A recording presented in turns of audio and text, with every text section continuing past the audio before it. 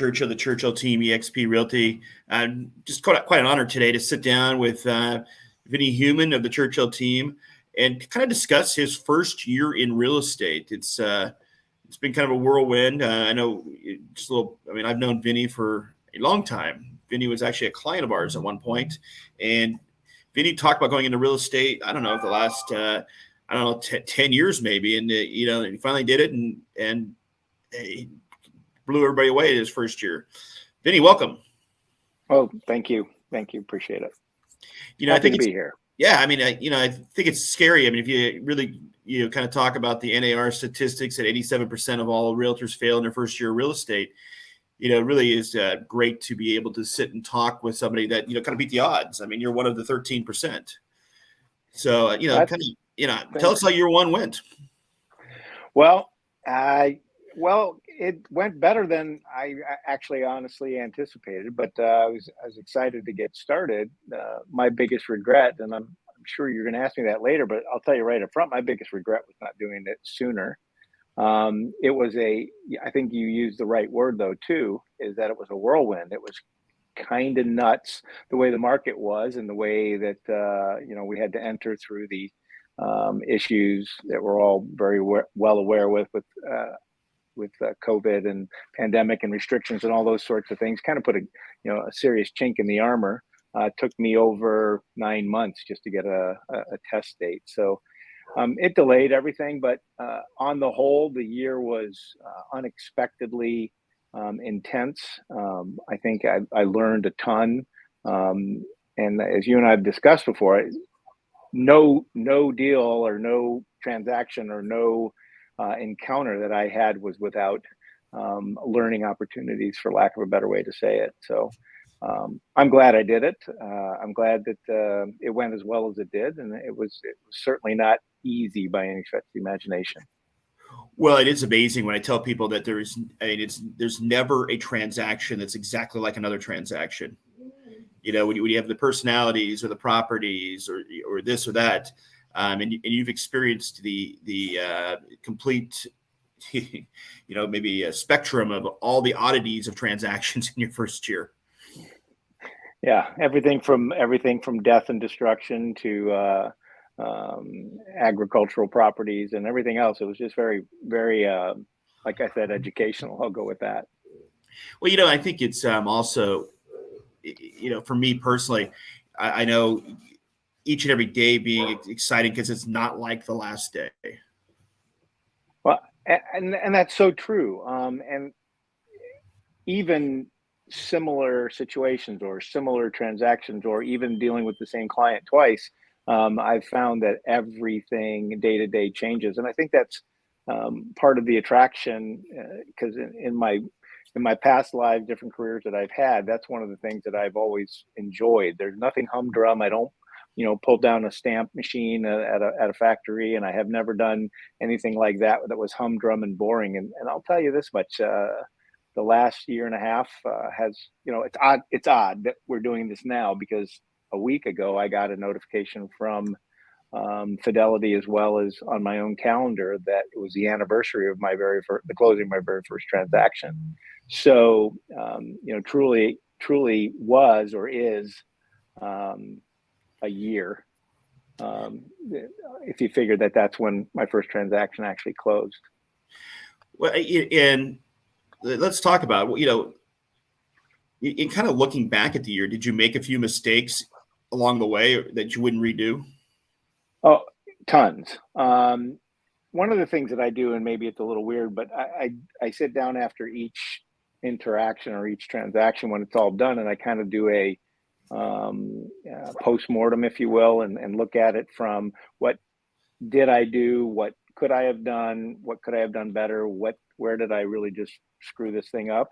And so that kind of assessment has helped, in subsequent transactions or running into different situations, and being able to reach out and process that with you and Sarita and others has made it a useful exercise, because again, it's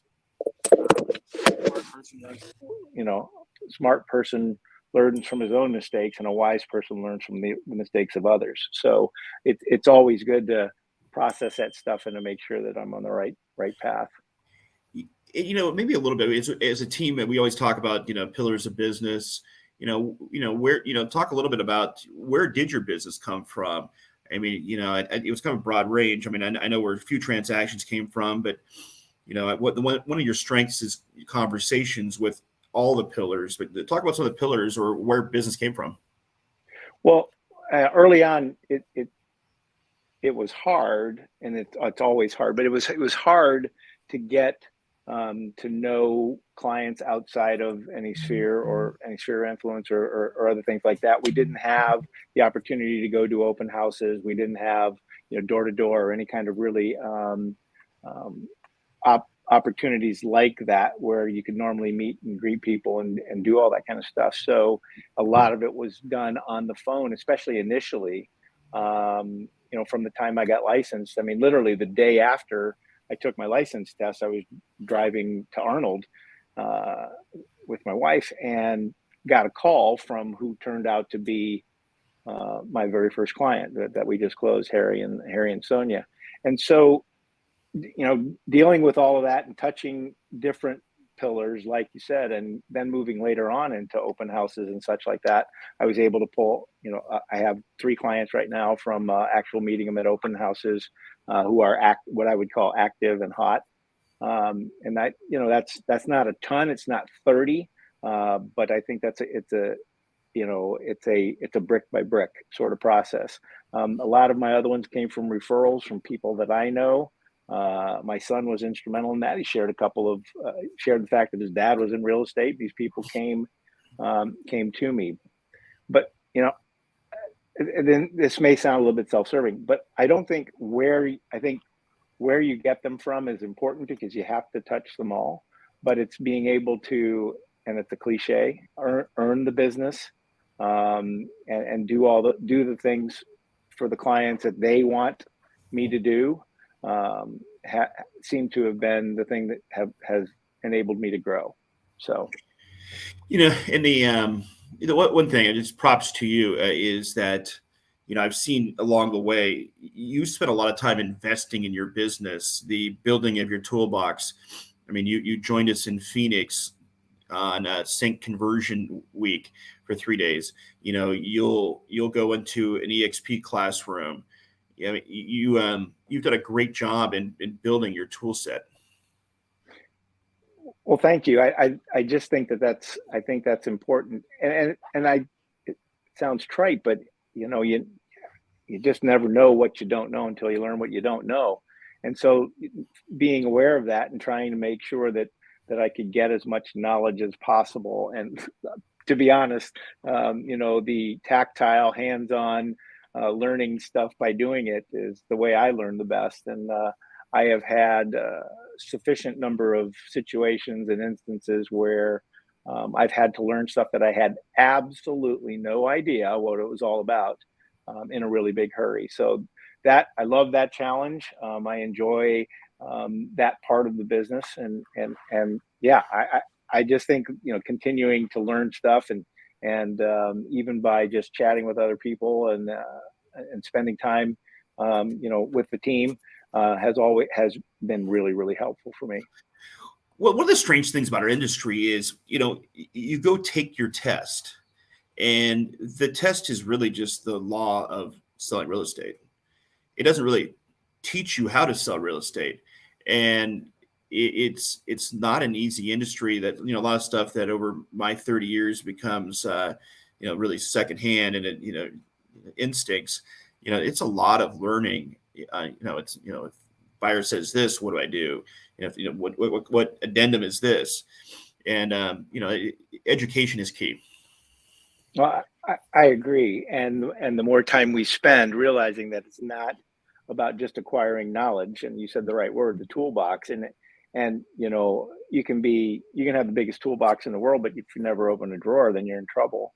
And having those tools, if you will, at your disposal is helpful, but being able to incorporate it, and having spent as much time in sales and in customer facing interactions as I have, some of that stuff may to be honest, it may have been easier for me to transfer into real estate, just because I've been there, done that for so long. That stuff comes a little bit maybe easier to me than some others. So I think that's a valuable tool. But if I didn't use it, it wouldn't do anybody any good. As you entered real estate, you joined a team. How have you found working on a team to be beneficial to your successes? In so many ways, be careful here, Vinny. Yeah, I got to walk carefully. In so many ways, it's been invaluable, and it's great to be able to pull from your experience. It's great to be able to pull from Sarita's experience and from the experiences of the other people on the team. And yes, it's interesting to watch things that go on and to see other people and their dynamic and how they manage their process, if you will, and the way that they talk with the rest of the team. And so that environment has, I've been coaching hockey for so long, and being involved in those kind of team dynamics, it's powerful. And I don't think it can be oversold. Because if you're out there all by yourself, guess who you got to lean on? You got to lean on you. And if you don't have the knowledge or the talent base or the toolbox to draw from, you can be just hung out to dry in a hurry and become part of that 87% in a minute. Well, I think it's really powerful though, as we we all close a deal, and this is probably a bad word to use for it, but as we close a deal and we do a Zoom or we're in person, kind of doing an autopsy on the transaction, I think everybody learns from it. As we all talk about, what an agent could have done there or just absolutely talk about all the positives in the transaction.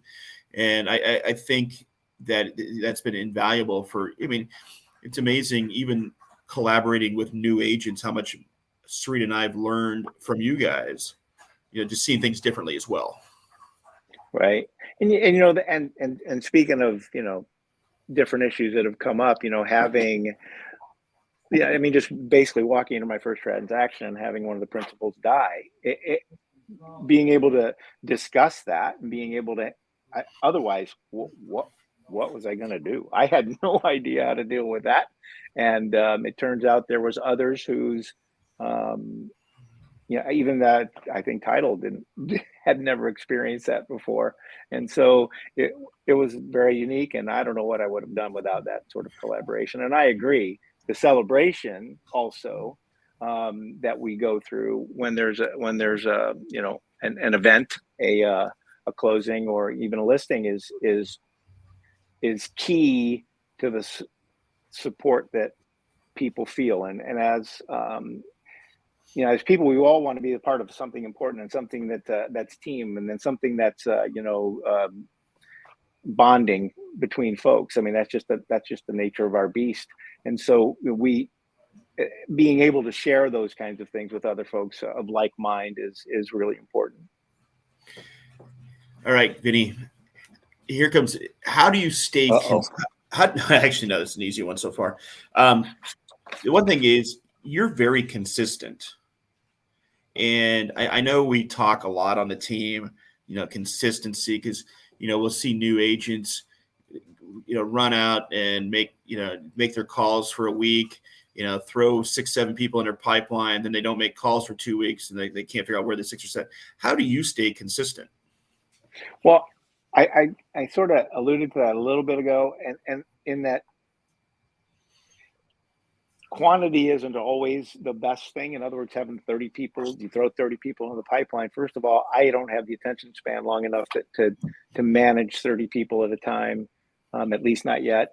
I'll get there. But at the same time, being able to manage those expectations and being able to take care of those folks, that seems to me to be more consistent than just pounding and adding and pounding and adding and pounding and adding people into your pipeline when you can't possibly service them. So to me, the thought process behind being consistent is being of a service mindset, and keeping in mind that it's really not about me. It's about making sure that their needs are taken care of, and being able to help the people that I can help, and to jettison the people that I can't. And I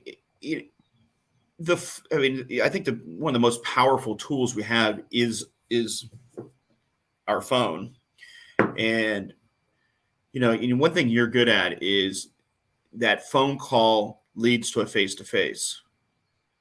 I mean, I think too many of the agents that fail think they've had a great phone call and don't push for the face-to-face.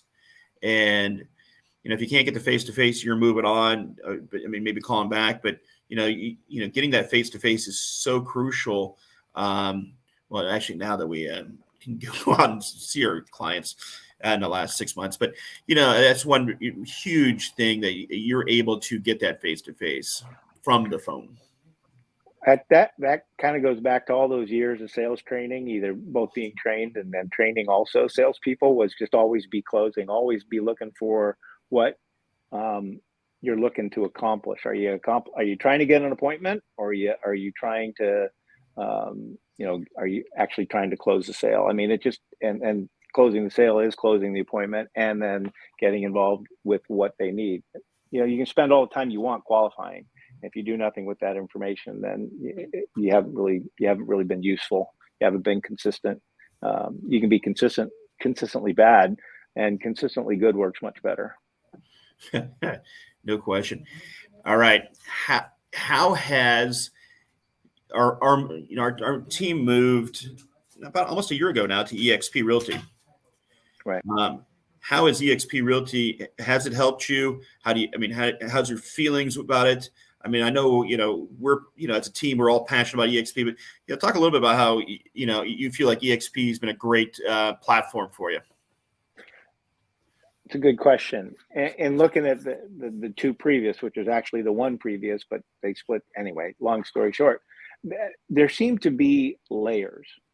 Okay. So, and just from, the outside looking in, really what it was, it just seemed like there was a lot of different things that were involved in the other two brokerages, and it seems that eXp is more wide open. There's more of a mindset of being true entrepreneurs, being true individual business people, not putting really burdensome responsibilities or nickel and diming you to death, but if you do this, you got to do that, and you can't do this because of that.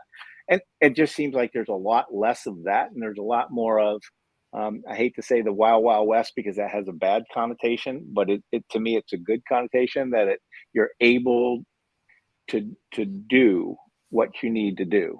And there isn't somebody, looking over your shoulder every step of the way, but you have the support system, so that when you step backwards and you step off of something, then there's a soft place to land. Support is, just getting on eXp World, being able to do that. The 3 times I've had to reach out to the brokers, and they've been very responsive. I've gotten the answers that I looked for, even though one time the question got misunderstood, but it quickly got resolved by the face-to-face in the world.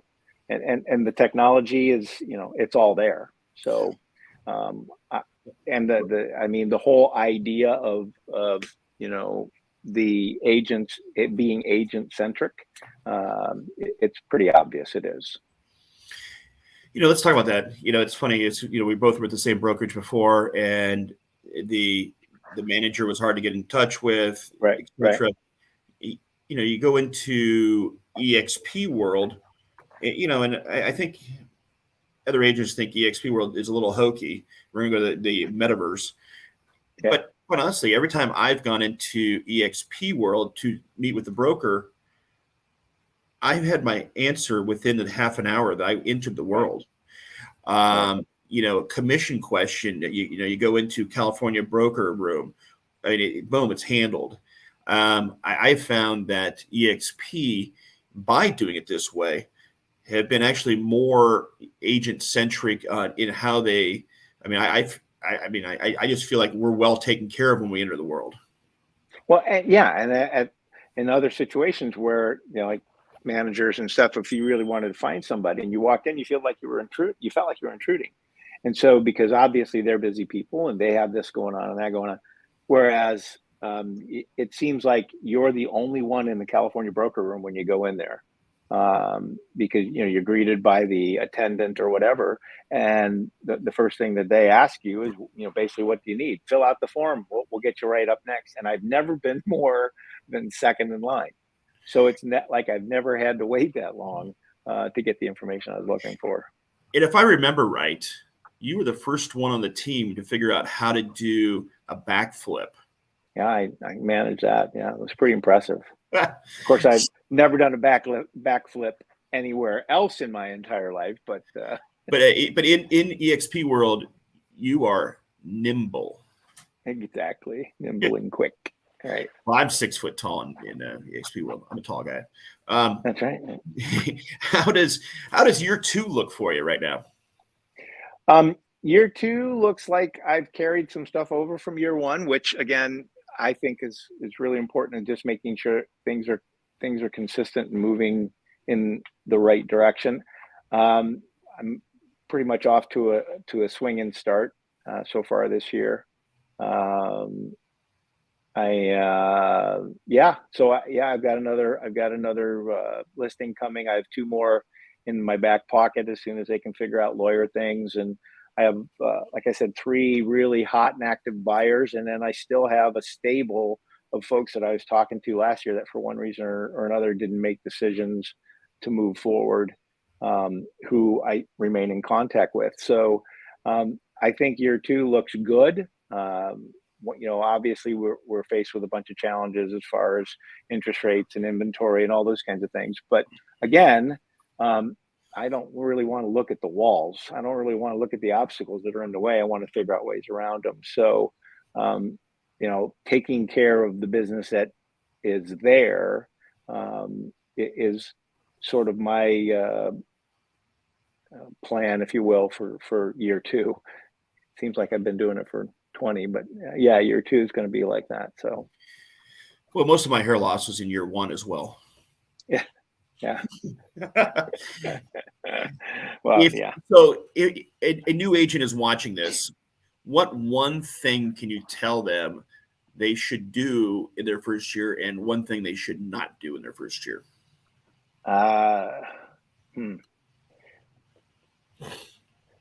Well, the one thing that they should do is actually 2 things. And the first one is that they have to have reasonable expectations.